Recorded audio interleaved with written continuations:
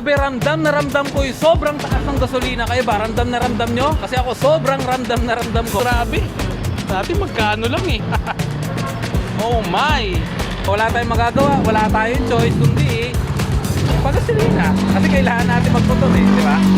What's up guys, dito tayo ngayon sa Shell. Papagas tayo, tara samayo ako. Tignan natin kung mapupull tank ba ng malupit yung motor ko, itong Gravis natin. So yan, pa-empty na yung gas natin, itong Gravis natin. Papagas tayo ngayon, papapull tank tayo.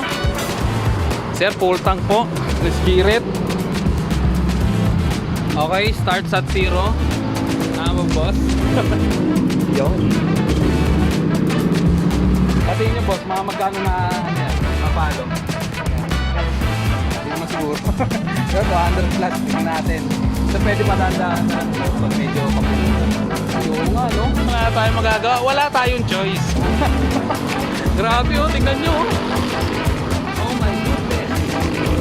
Shoutout sa lahat ng mga ka-Gravis Vito natin dyan. Ayan oh, inupull tank natin. Grabe, 260 plus na oh. Oh my goodness. Grabe, ang laki dati. Mga 180, 200 full tank. Grabe, 280. Yan, medyo papuno na po.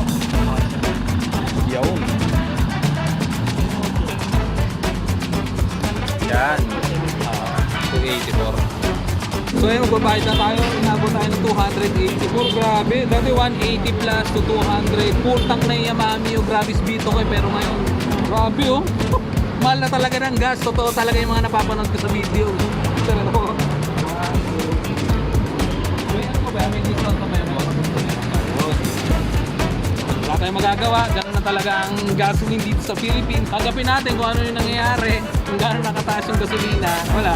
Pag natanggap natin to, magno-normal din yung ekonomiya. Chill lang tayo, hintayin na lang natin bumaba. Let's see.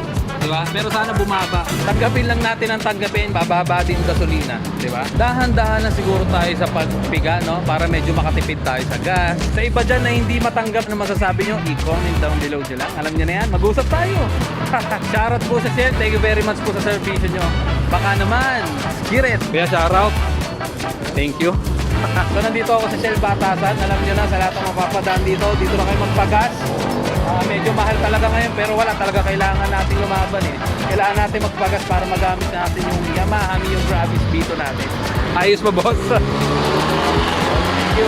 So yan, katibayan na talaga nagpagas tayo ng full tank dito sa ating Yamaha Mio Gravis Vito. Ito yung receipt, no? Talagang mahal na.